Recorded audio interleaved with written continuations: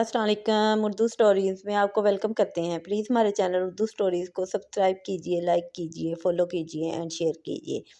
ये कहानी है अली अहमद और अमजद की। एक दफ़ा अली अपने घर से बाहर निकला। उसने सोचा क्यों ना पार्क में जाकर कुछ देर घूमा जाए।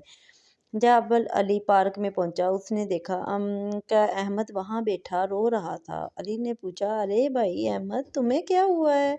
तुम इधर बैठे क्यों रो रहे हो?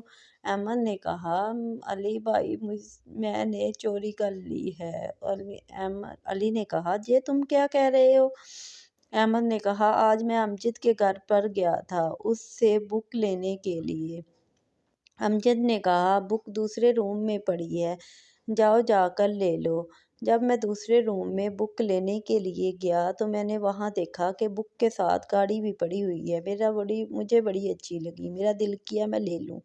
मैंने बुक के साथ साथ वो गाड़ी भी ले ली और अपने घर आ गया और अमजद को इस बारे में नहीं पता। अली, मैंने चोरी कर लिया, अब अल्लाह ताला मुझे कभी माफ़ नहीं करेगा और मैं बहुत गुनहगार बंदा हूँ। अली ने कहा, तुम फ़िक्र ना करो, तुम अल्लाह ताला से तौबा कर लो, अल्लाह ताला तुम्हें ज़रूर माफ़ कर देगा। बेशक अल्लाह ताला माफ़ करने वाला मेहरबान है।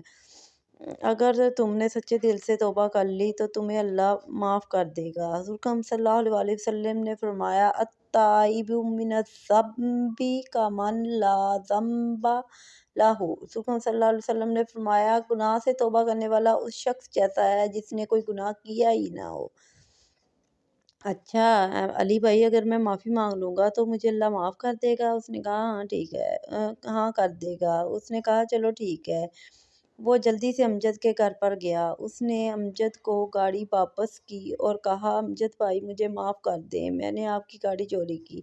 अमजद ने कहा, अहमद भाई क्यों फ़िक्र करते हो? कोई बात नहीं, इस बात की टेंशन ना लो, मैंने तुम्हें माफ़ किया। और अहमद इस बात पर खुश हो गया। अली की बताई